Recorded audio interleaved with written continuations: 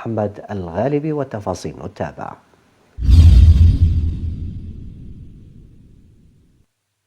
الصيد الجائر يهدد الطيور المهاجرة بالانقراض مع بدء هجرة الطيور البرية للمناطق شبه المعتدلة في موسم الشتاء الذي تشهد فيه المناطق الأوروبية انخفاضا لدرجات الحرارة، ما يجعلها تشد الرحال باتجاه الجنوب وخاصة نحو جنوب العراق، لكنها ما أن تصل تتعرض للصيد أو القتل. نجف يعتبر خط الهجرة رقم 43، فهو يستقطب كثير من هذه الأنواع.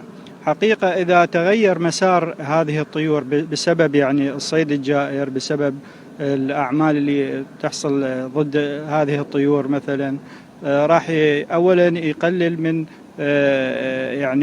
الفائدة البيئية مثلا لهذه الأماكن، باعتبار أن هذه أماكن لتجمع التنوع الأحيائي، طيور تجينا من مختلف البلدان يتغير مسارها. ثانيا أنه هذا يأثر على البيئة.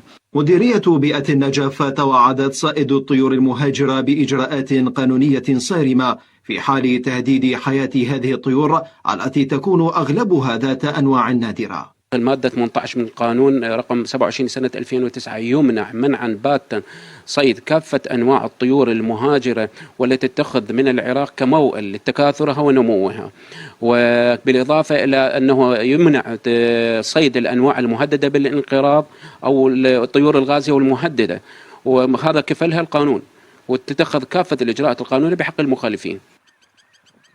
وتصدر منظمة الأغذية والزراعة للأمم المتحدة قائمة سنوية تحدد فيها أنواع الطيور المهاجرة والمهددة بالانقراض، وهي الأكثر عرضة للصيد الجائر في العراق، ما يتطلب الحد من هذا الصيد ومحاسبة المخالفين.